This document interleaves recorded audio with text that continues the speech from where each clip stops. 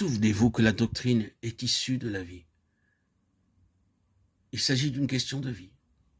Ce n'est pas la vie qui est issue de la doctrine. L'Église est issue de la vie et ce n'est pas la vie qui est issue de l'Église.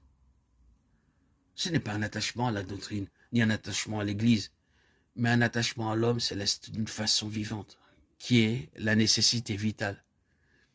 Et alors vous obtiendrez la doctrine et l'Église. Dans la parole telle que nous l'avons, la doctrine est venue après la vie. L'Église a existé avant que la doctrine de l'Église fût donnée. L'attachement à l'homme céleste a produit la doctrine de l'Église.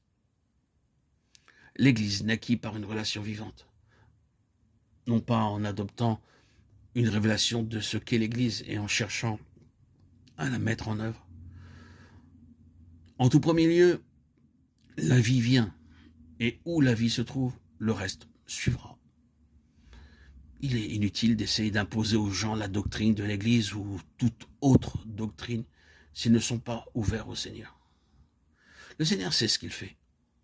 Vous ne pouvez pas aller partout dans le monde, ni même parmi les chrétiens, en menant toute votre doctrine, votre pleine révélation, et avoir l'assurance, tandis que vous la communiquez, que les gens vont s'y élancer.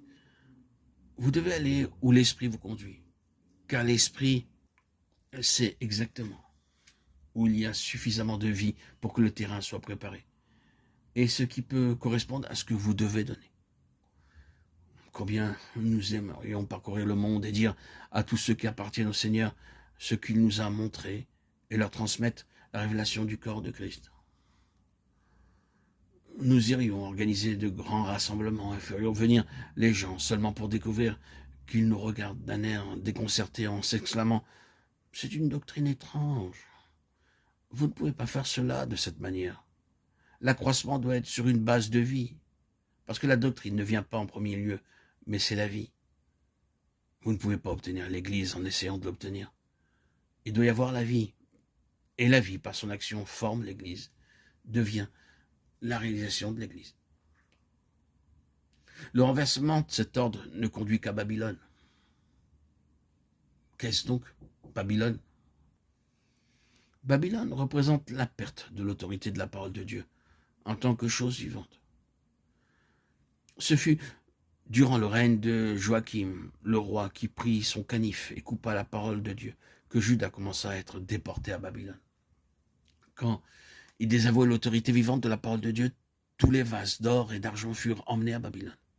C'est une parabole. Elle signifie que le peuple du Seigneur tombe dans l'asservissement, entre en captivité, tombe dans la mort, se trouve hors du lieu assigné par le Seigneur. Et le ministère du Seigneur ne se poursuit pas dans la vie, parce que les vases sont partis, ont tous été enlevés. Jusqu'à ce moment-là, ils continuent à offrir leur sacrifice, à demeurer sous l'ordre lévitique. Mais la question n'est pas là. Vous pouvez avoir la forme des choses, le système, et cependant aller à Babylone.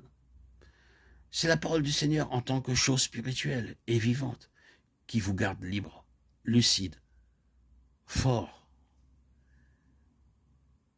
et hors de Babylone.